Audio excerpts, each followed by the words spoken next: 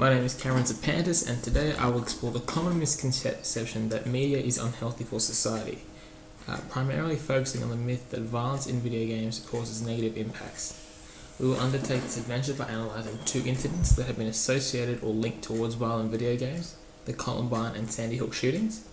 We will then look at the common misconception linking violence in video games, and then we will finally explore the latest research into the correlation between video games and the impacts on society and the actual gamer.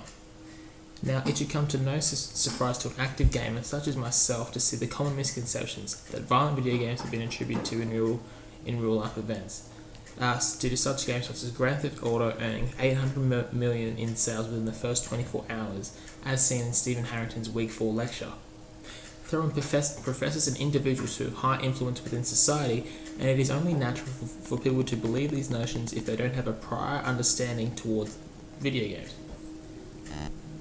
In 1999, Eric Harris and Dylan Klebold entered their high school in Columbine, shooting 12 students, one teacher, and injuring dozens before eventually taking their own lives. A decade later, psychologists such as David Moore still argue that Doom, a popular first-person shooter at the time, is to blame. An argument from the New York Daily News in April 2009 entitled "What Role Might Video Game Addiction Have Played in the Columbine Shooting" debates the difference between children playing with figurine armament and violent video games. It's the immersion. You no longer control a character, but you are the character. Just 1 year ago, 1 week after the tragic events of the Sandy Hook elementary shootings, the head of the NRA viciously attacked the video game industry. He called it a callous, corrupting shadow in the industry that sells and stows violence towards its people, as seen in Stephen Harrington's Week 4 lecture. However, gun control was oddly not to blame. So, do these substantial allegations connecting video game violence with crime and negative impacts have any real substance to their argument? Simply put, no.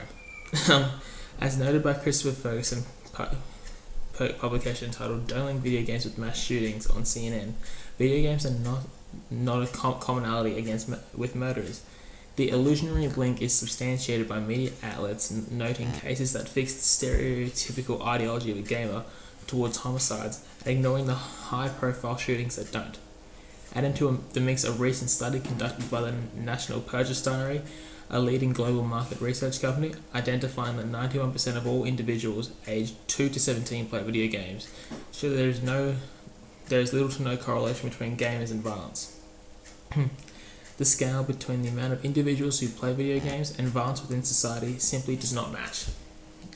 Still not totally convinced? Well, as seen in Cunningham and Ward's Understanding the Effects of Violent Video Games on Violent Crime, a social science research networking paper, 1% increase in violent video games is only attributed to 0.03 decrease in violent crime. While the effects of violent video games are still widely contested, latest research, such as the statistic I said prior, and the re-evaluation of previous experiments indicate there is little to no negative effects upon society. As seen on the ABC Unleashed show, video games are not the enemy, written by Christopher Ferguson. Previous research had serious methodical flaws towards the research and conclusions of the effects of violent video games. In addition, these games are now more popular than ever and integrated within society, and yet crime rates have plummeted within the last 40 years. While violent video games cannot be attributed towards the decline of crime, it simply cannot be the reason for any possible escalation. So how do these video games affect society? A recent publication entitled "Video Games and the Wellbeing: A Comprehensive Review" found some key findings. A positive impact on the individual rather than negative. The effects include reduction in stress, increase in self-esteem, and increase in self-expression in a way that a person may not feel comfortable doing in real life. Another publication entitled "The Effects of Violent Video Games on Aggression," written by John L. Sherry in 2001, found that while there may be a small correlation between violent video games and aggression, the relationship is a lot smaller compared to aggression in television. So, is media really that bad for society, primarily focused on violence? No, it's not. These findings have shown that this now mainstream industry has had positive effects on society rather than detrimental ones.